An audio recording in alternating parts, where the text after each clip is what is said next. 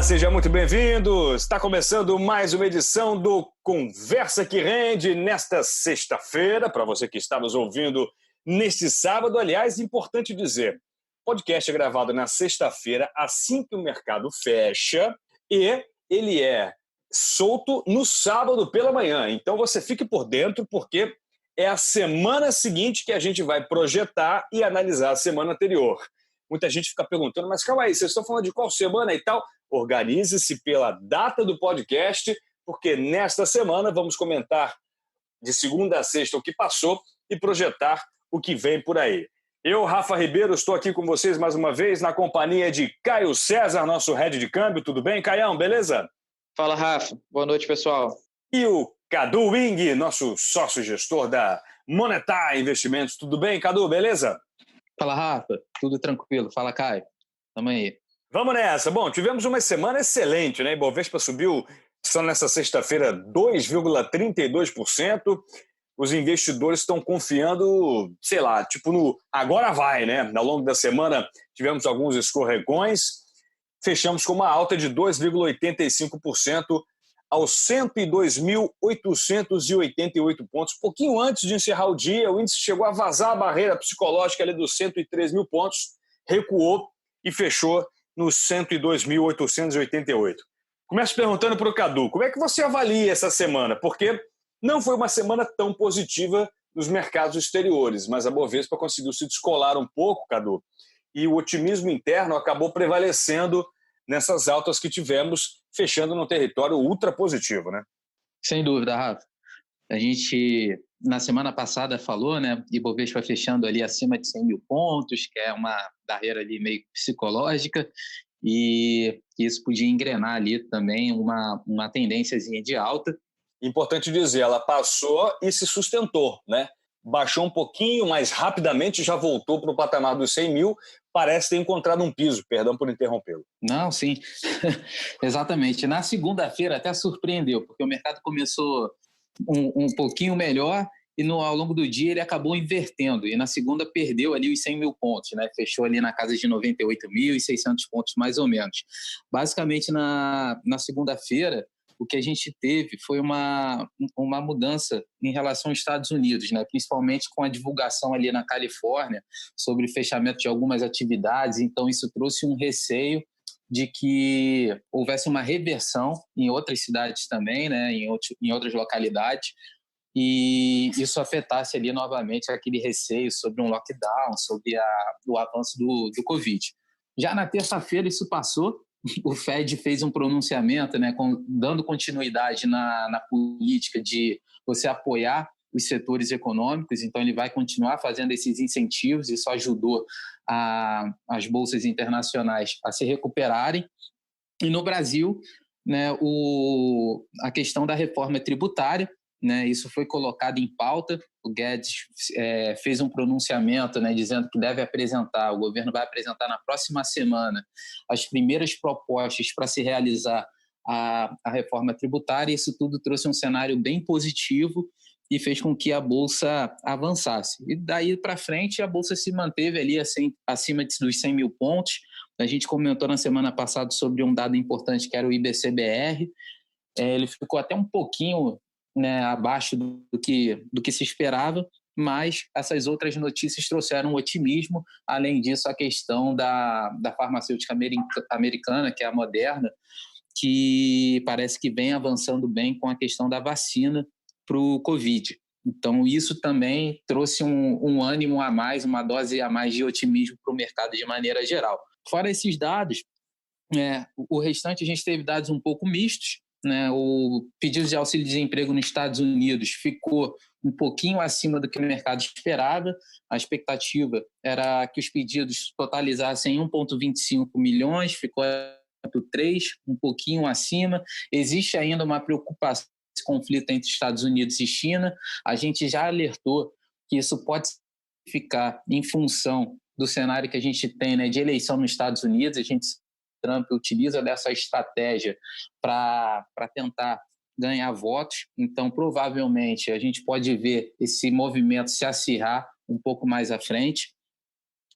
Mas a gente vê um cenário um pouco mais positivo de maneira geral. Eu volto a ressaltar que uma coisa que vem impulsionando, né, o mercado de renda variável continua sendo essa questão da liquidez elevada, continua sendo essa questão de juros muito baixos. Isso vale também para o Brasil. A gente tem aí um saldo muito grande ainda em renda fixa. Só para dar uma dimensão, a poupança hoje no Brasil, a gente tem um somatório aí que passa da casa de 900 bilhões. Então, um volume gigantesco que hoje está dando ali, enfim, 2% ao ano.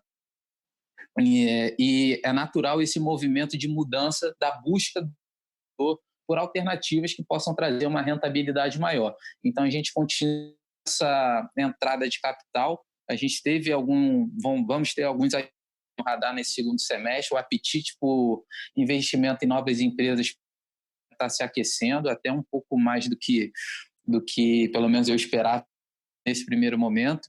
E esse cenário vem trazendo todo esse elemento mais forte aí de alta para o Ibovespa. Pode ser que a gente continue vendo nas semanas, mas a gente sempre mantém ali o pé no chão. Dos dados das empresas no segundo trimestre, a gente pode ter, né, surpresa e alguma realização até frente à alta, né? Essa semana aí, fechando com uma alta de 2,85, no mês chegando a 8,20. Então, por enquanto, segue bem positivo. Pode ser que tenha algum recuo, mas não tem nenhuma realização muito forte.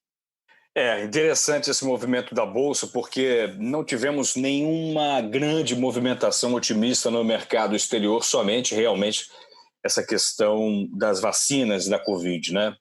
E no mercado de câmbio, após 2 pregões, o real fechou a semana de novo rondando aí em linha com as demais moedas do mundo, né? Desde cedo subiu, ainda que no momento meio simultâneo da retomada de risco na Bolsa Nacional, a gente teve alguma pressão de baixa. Queria saber do Caio, como é que você avaliou aí o movimento do real essa semana? Algo que a gente consiga manter como uma estabilidade para os próximos dias, Caio?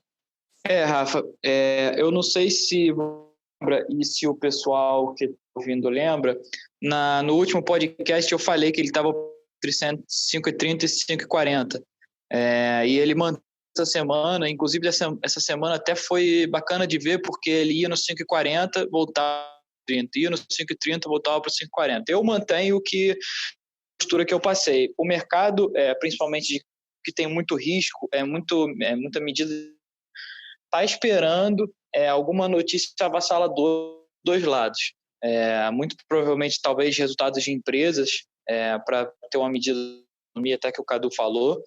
Então, assim, talvez ele estabilizado por uma falta de grandes notícias e, enfim, nesse patamar, mas eu sinto que na questão de risco, no risco embutido dentro do preço do câmbio, o pessoal está esperando alguma notícia, enfim, talvez de divulgação de empresas para poder tomar posições compradas ou vendidas. Então, assim, eu imagino que para a próxima, não saindo nenhuma notícia avassaladora, a gente vai continuar negociando nesse intervalo. E eu queria trazer uma questão interessante, que é a reforma que está se anunciando aí para a próxima semana, a reforma tributária aqui no Brasil. A gente sabe de todas essas questões políticas que elas estão, de uma certa maneira, impactando o mercado financeiro. A gente teve aí a questão de 2 semanas, uma carta aberta a 7 embaixadas brasileiras de 28 fundos, os maiores fundos de investimentos do mundo, né, que possuem trilhões e trilhões de dólares de investimento, pressionando o Brasil na questão ambiental. E a gente tem uma certa movimentação política do Brasil que está favorecendo, neste momento, um driver positivo na Bolsa de Valores. Vocês acham que na próxima semana a gente pode ter uma certa estabilidade política para que essas reformas que estão tão batendo na porta do mercado financeiro, uma certa ansiedade até, o Cadu citou muito bem, né? O Paulo Guedes participou nessa semana da Expert XP e comentou que vai enviar até na próxima terça-feira a reforma tributária, e o mercado dessa sexta já se ouriçou, né? Impressionante como qualquer fala do Paulo Guedes movimenta os mercados. Vocês estão achando que dessa vez uma certa estabilidade política pode favorecer o mercado financeiro brasileiro e, com isso, também a economia ganhar um pouco mais de tração daqui para frente? Acredito que sim. Desde que houve aquele alinhamento mais com o Centrão, o discurso entre o Executivo e o Legislativo ele tem sido menos conflitante. Um outro ponto que eu acabei esquecendo de falar, mas que serve como exemplo, a gente teve a aprovação, né, do marco regulatório de saneamento básico, ele foi pelo presidente essa semana, agora para a última etapa, que ele retorna ali para o Congresso, tem mais 30 dias ali para se avaliar os vetos, alguns pontos que foram importantes, né? Teve artigo 14 ali, que era a parte da privatização, que era um dos pontos mais sensíveis, né, que ele não vetou. Então, hoje o Estado, se ele iniciar ali a privatização, ele não precisa ter uma anuência ali dos municípios, isso facilita, isso certamente vai novos investidores, em pouco tempo a gente vai ter provavelmente investimento direcionado para esse setor, tem um potencial enorme, e vai haver um certo alinhamento e um conflito menor da parte política. Então, acho que o cenário ele é um pouco mais positivo, é sempre difícil a gente falar em relação à política brasileira, né, que a gente vem mudam muito rapidamente, daqui a pouco começa uma polêmica. Então é difícil fazer qualquer tipo de previsão, mas comparando a outro tudo, a gente consegue sim afirmar que hoje o ambiente político ele está muito mais favorável que a gente consiga avançar e progredir com essas reformas. E o mercado mesmo acho que já está prevendo isso, né? É sempre uma reação tentando antecipar os movimentos que podem vir. E então, acho que o cenário é mais benéfico. A gente tem que observar com calma, ser um pouquinho cauteloso, é sempre difícil a gente fazer algum tipo de afirmação, mas me parece sim que a gente vai ter uma discussão muito mais voltada para avançar com os projetos do que para se criar, né, polêmicas ou palanque político, enfim, da forma que cada um quiser interpretar. Eu, sinceramente, não sei até que ponto isso tem a ver com o presidente estar acometido pela Covid e as coisas estarem um pouco mais tranquilas no ambiente político e, dessa forma, as situações econômicas se desenvolverem com mais facilidade e tranquilidade. Mas, de fato, a gente percebeu aí nos últimos dias um ambiente um pouco mais arrefecido, menos sensível, né? Um prurido político menos latente, e eu acho que isso é importante para a gente manter uma estabilidade, para que a gente, de fato, possa entender os movimentos políticos e os movimentos econômicos, sobretudo, de uma maneira mais amadurecida, né? Sem provocações de lado a lado, sem esquerda, direita, né? Sem essas brigas políticas que só atrapalham o desenvolvimento brasileiro. Mas, amigos, vamos lá então. Chegando na reta final do nosso podcast, vou trazer as perguntas da nossa audiência. Estão preparados por aí? Caio, acho que a primeira vai para você, hein? Tá tudo certo aí? Pode falar. Então, vamos lá. Tem uma pergunta aqui do Marcelo Lins. Ele é aqui do Rio de Janeiro, engenheiro das plataformas da Petrobras. Olha que bacana. Está ouvindo a gente. Será que ele está ouvindo a gente numa plataforma lá no meio do oceano? Seria bacana demais imaginar que sim. Mas olha a pergunta dele, que interessante. Fico percebendo a volatilidade das moedas mundo afora, mas sempre fico com a tendência de perceber que, quanto maior a liquidez, mais o ouro se consolida. Com a injeção mundo afora cada vez maior, vocês não acham que o ouro pode sim ser uma moeda cada vez mais forte de investimento? Então, eu acho que ele precisa entender, acho que tem até um podcast que a gente comentou sobre isso, qual é a função do ouro, como que o mercado vê o ouro e alguns outros ativos parecidos com o ouro. O ouro é o que a gente chama de safe haven, um dos ativos mais seguros, enfim, pelo padrão do ouro, por diversas questões históricas, ele se tornou um dos ativos mais seguros e o ativo que o mercado procura em momentos de estresse. E rapidamente, Caio, sem querer te interromper, já interrompendo, o ouro ele tem lastro, né? Você vai lá e compra o ouro, se você quiser você pega o ouro, você leva o ouro para casa, dependendo do contrato que você assina, né? A moeda ele tem um valor meio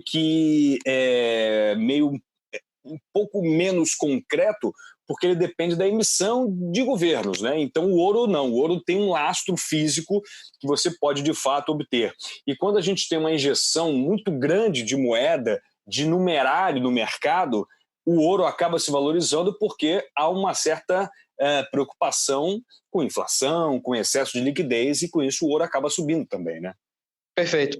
Enfim, eu ia chegar nesse ponto, mas tem uma outra questão, aproveitando até o que você já passou.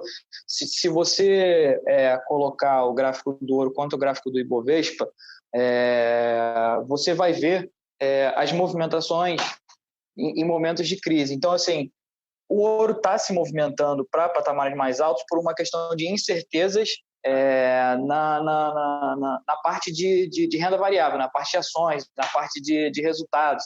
E aí acaba que o pessoal corre mais para o ouro. Então, assim, talvez ele esteja se tornando, vamos botar entre aspas, uma moeda de maior custo, não porque pela eficácia ou pela efetividade do ouro, mas sim por como os investidores veem esse instrumento contra os outros instrumentos que eles têm no mercado. E rapidamente, agora uma dúvida que me surgiu. Como você acha que os investidores enxergam o ouro? Aquele investidor iniciante, aquele que está começando na bolsa. O que ele acha do ouro, por exemplo? Então, geralmente, eu acho que os investidores iniciantes eles chegam aqui muito pensando como ganhar dinheiro, assim, sem analisar a carteira por divisões. Então, ele chega aqui, ele olha simplesmente a rentabilidade. Aí, vamos supor, o cliente tem lá um certo patrimônio, ele vai chegar aqui e vai ver que o ouro subiu 30%. E aí ele vai dizer, pô, mas eu aloco tudo em ouro, já que subiu 30%. Então, assim, talvez a visão sobre os ativos que renderam mais esse ano pese mais na cabeça de quem vem e quem não entende muito de mercado financeiro. Mas, assim, a gente tem que entender que a rentabilidade passada, ela não é e nunca foi uma previsão de rentabilidade futura. Então, assim, se daqui para frente a gente conseguir sair dessa questão do Covid, enfim, o mundo voltar para um rumo, para uns trilhos, vamos botar entre aspas, talvez o ouro perca o seu valor.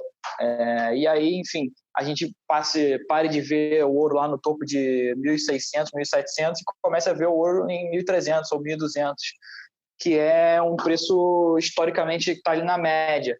Então, assim, não é que o ouro seja o melhor investimento simplesmente porque ele rendeu mais esse ano. O que a gente tem que ver é o contexto histórico dessa rentabilidade e entender se para frente esse contexto faz sentido. E outro detalhe interessante, né, Caio e Cadu, é que é o seguinte, muita gente está observando o fundo Orama Ouro, né, que realmente teve uma ascensão espetacular. Mas é interessante observar um pequeno detalhe. Esse fundo ele é atrelado não somente ao ouro, mas também ao ouro em dólar. Então nós tivemos uma cotação do ouro que subiu, né? Subiu quase 18% no mercado internacional. O Caio falou em 1.600, rapaz, o ouro já está em 1.800, o 1.800 dólares a onça do ouro, né? Mas também soma-se aí esse espetacular desenvolvimento a questão da valorização do dólar em relação ao real. Então, teve uma alta, digamos assim, turbinada esse fundo de investimento. Então, é importante observar se o fundo de investimento de ouro que você está investindo, ele é atrelado ao dólar ou não. E isso faz com que você tenha mais risco quando você está neste fundo atrelado ao dólar, mais risco cambial, porque é um risco cambial mais o risco do ouro, ou um risco somente do ouro quando você não está atrelado especificamente à moeda internacional. Só para fazer essa diferenciação aí importante. Bom, falei besteira, Caio? Rapidamente, para você me corrigir aí, por favor. Tá certo. É bem importante, inclusive, você ver o peso do dólar nos fundos que você aplica, por exemplo, fundos S&P, que são fundos do mercado americano, do S&P 500. Bem lembrado. Então, assim, nesses fundos que aplicam em ativos do exterior, é sempre importante o investidor que chega, o investidor que não tem muito conhecimento de mercado financeiro, ele procurar o regulamento do fundo e ver se o fundo tem exposição cambial. Porque muitas vezes a pessoa chega e compra o fundo do S&P, e aí o S&P subiu, mas o dólar caiu. E aí a pessoa fala, pô, mas eu estou perdendo dinheiro, o S&P está subindo. Então, assim, é sempre importante a pessoa levar isso em conta. Perfeito. Muito bem, e a outra pergunta é do João Marcelo de Almeida. Ele olha que coisa interessante, ele é um médico lá de Goiânia. E ele pergunta para o Cadu, ouvi um comentário que você mencionou os fundos de investimentos imobiliários ligados ao agronegócio. Você mencionou o Tegar 11. Obrigado pela dica. Ele subiu demais. Estou aqui comemorando essa alta. Será hora de vender ou devo manter meu investimento? Pergunta aí do João Marcelo. Bom, que ótimo que você ouviu o nosso podcast. A galera realmente parceira da MacLeod Partners, e que bom que você teve um ótimo rendimento. O Tegar 11 subiu realmente muito, né, Cadu? Sem dúvida. O Tegar 11 sofreu um pouquinho ali, como acho que todos os fundos imobiliários, ativos em geral, no mês de março, um pouquinho ainda em abril. Mas como a gente falou, né, a gente tem uma proximidade muito grande com o pessoal da TG Core, que faz a gestão do Tegar 11, que é um fundo imobiliário, né, e assim como eles têm outros fundos também. E ele é um fundo, na verdade, com uma carteira que a gente chama de híbrido. Ele tem diversas classes de investimento, né? Os fundos imobiliários, você tem diferentes tipos de ativos. Você tem fundos que a gente chama de papel, que vai estar investindo em recebíveis imobiliários, enfim. Você tem fundo imobiliário de tijolo, por exemplo, que são empreendimentos imobiliários, e aí você vai ter também uma diversificação de classes desses ativos. Você vai ter um fundo que pode ser uma laje corporativa, né? Prédios comerciais, pode ser um condomínio de casas, pode ser shopping center, pode ser um galpão logístico. Você vai ter fundos que a gente chama, né, de greenfields, que eles ainda estão em fase de crescimento, de investimento. Então, comprou um terreno para fazer o empreendimento. Você tem um brownfield que já é o que já está pronto. Então, você tem uma diversificação muito grande de tipos de fundos imobiliários. O Tegar 11 especificamente, ele é um fundo que a gente chama de híbrido, porque ele tem diversas classes de